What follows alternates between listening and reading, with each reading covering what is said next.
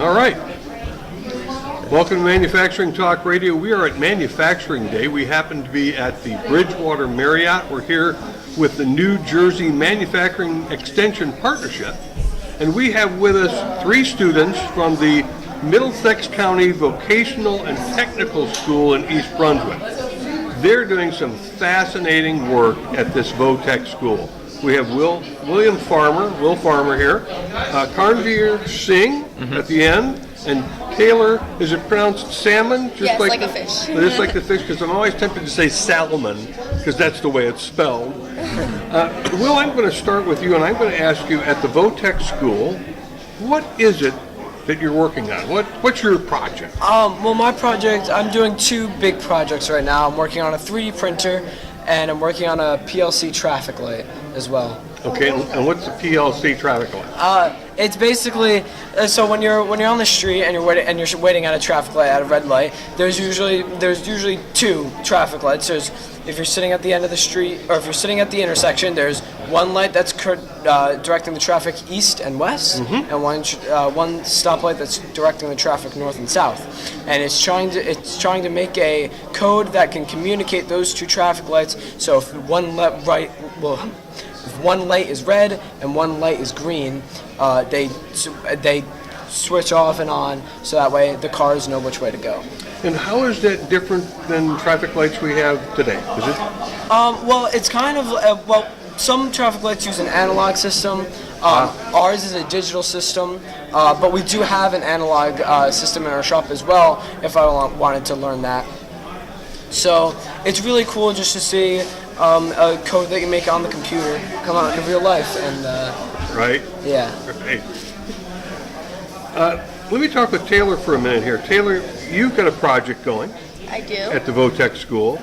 Share with us what that's all about. I'm focusing on carving aluminum on the ShopBot, and it's a lot of improvement that you have to do because we're used to cutting wood, not aluminum. So it's a lot of critical thinking that you have to apply to the project. And we're actually teaming up with the machine tool shop next to us, and we're working together to make Christmas ornaments.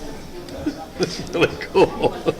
Now, Karnveer, you are at the moment the ShopBot expert. Yes. And Vex robots.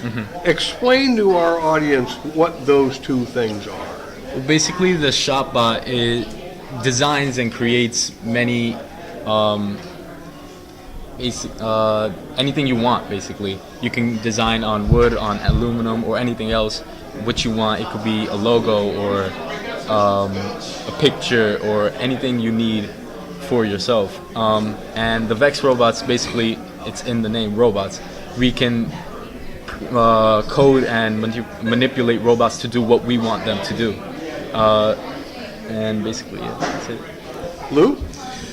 I'd like to ask where you got the passion. And this is an open question for the 3 of you.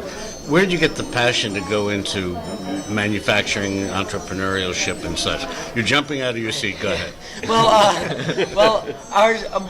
The way our school works at Middlesex County Vocational Just sit back Thank you. Is that we do cycling. So, for example, we choose 6 things at the beginning of the school year. 6 things that we might be interested in when you read it on a piece of paper. And one of the choices was engineering, and I was like, I kind of like technology a little bit. I like my phone. I like playing on my computer.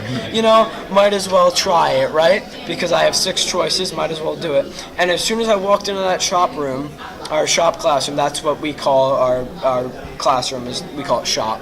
As soon as I walked in, there's this big, giant room, and there's a 3D printer on the left, and there's a ShopBot and a CNC machine and a drill press and all of these different things. And to me, they were just toys that I could play with, and toys that I can learn how to use and eventually make a career out of it. And I thought that was really cool. So I cycled through the rest of my other choices that we have in our school, and I ultimately decided that pre-engineering would be the way to go. So you were hooked. Yeah, I was hooked as soon as I walked in. That's great.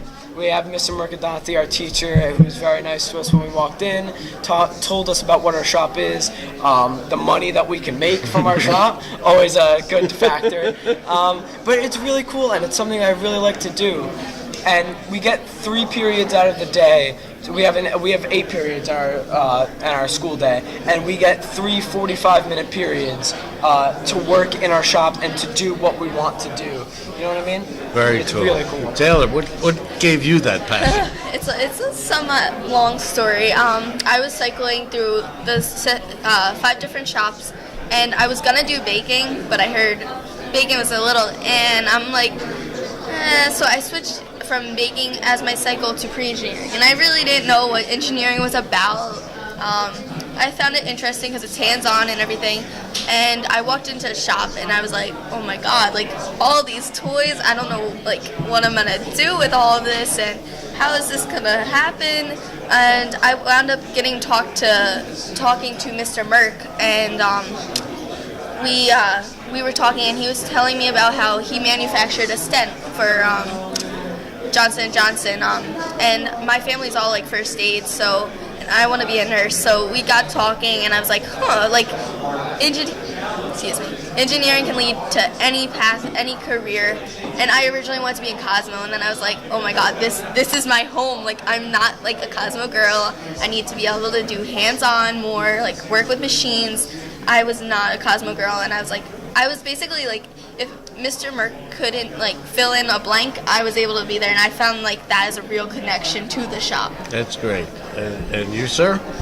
Basically, I also cycled through pre-engineering, and once I walked in, I saw all this equipment and futuristic tech, and I was immediately hooked. Not only that, but one time I had seen a documentary on Tesla, the cars, and I saw that these robots were creating the cars themselves, and there was no human there just creating it. It was only robots. I saw that, and I was thinking to myself, how can these robots do it by themselves? But once I walked into that shop, all of those questions were answered because of that shop. Right. So it just made me want to stay there. Let me ask you a question. When you, all 3 of you have almost a similar story. You walked into the shop and you were immediately hooked, and then you went home to mom and dad and say, I'm going to work in a machine shop, or I want to do manufacturing, or I want to cut aluminum. I've been in the aluminum business for 54 years. I've never cut a piece of aluminum. So what was their reaction to your selection?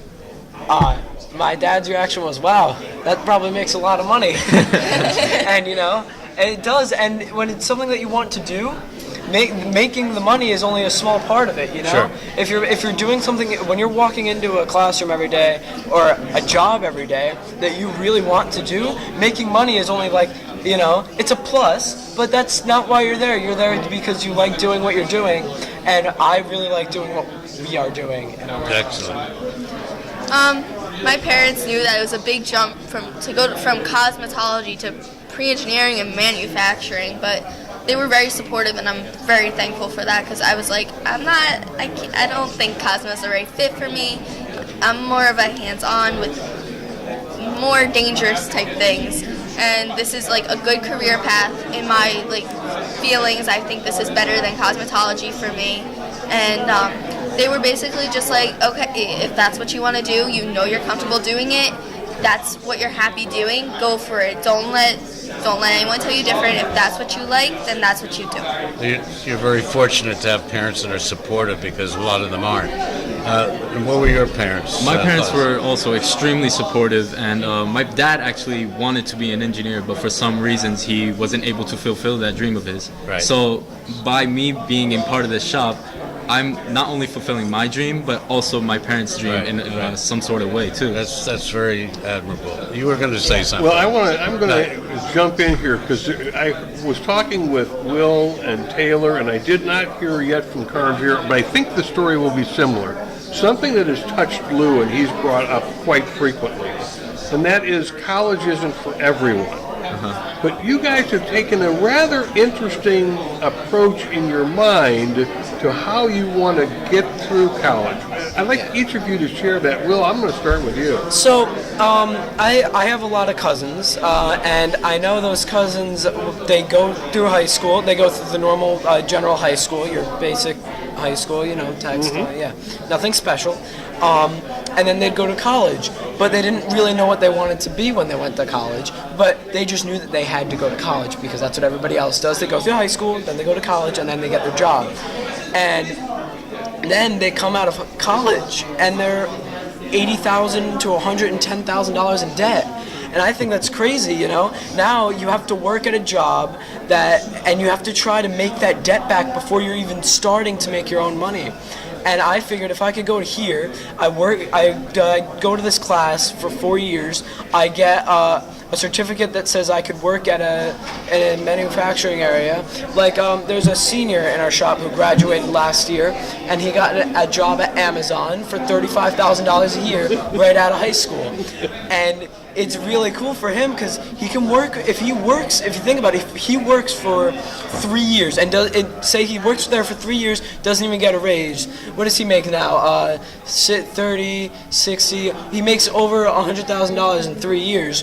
Now that's enough money where he could pay for almost any college he wants to go to, right? It's very true. Without debt. Right. Without debt. Taylor, you're taking a similar path. Very similar. I didn't know really if I wanted to go to Votech, but I went and I tried it out and I fell in love with it. It's a good path to do because then you don't need to worry about not going right into college and being able to work at McDonald's because you don't have a high school education in any field. So being that I want to be a nurse and college is super expensive, I thought, let me get my engineering degree, or not degree, but certification, and find a job, get some money, and then when I'm ready to go to college to be a nurse, I have enough money so I'm not in complete debt. Smart. Un-American, but smart. Yeah, right. Everybody's got to be in debt in this country. Same path, same idea? Basically, yes. But Okay. I wanted to be in college since childhood. It's a big dream and a goal of mine to be in college. And not only through college will I be able to do what I want, but it will also expand my learning, my hands-on equipment and everything. For career-wise, it will help me a lot in the future, and that's the only reason why I want to be in college, because it will help me in the future a lot, much more than I can think of right now.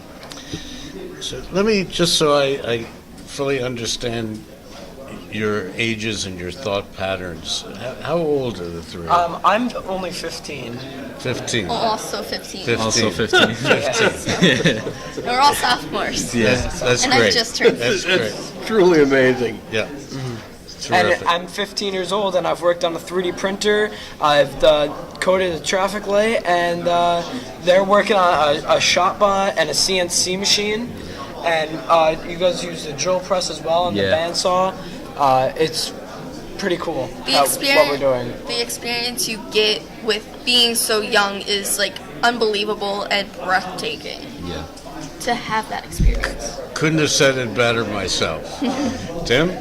Well, I want to thank each of you. I also want to congratulate each of you for sitting down, thoughtfully looking at your future, taking a step back from the college debt paths, and intelligently approaching higher education. Thank you. What you. a great path you've chosen. Thank you so much. Thanks for being on Congratulations Manufacturing to all of you. Thank you. you. For having Thank you us. for interviewing with us. It was our honor. Thank you so much. Thank you. Great stuff. Thanks for joining us on Manufacturing Talk Radio. You can hear our next broadcast each Tuesday at 1 p.m. Eastern Standard Time at mfgtalkradio.com.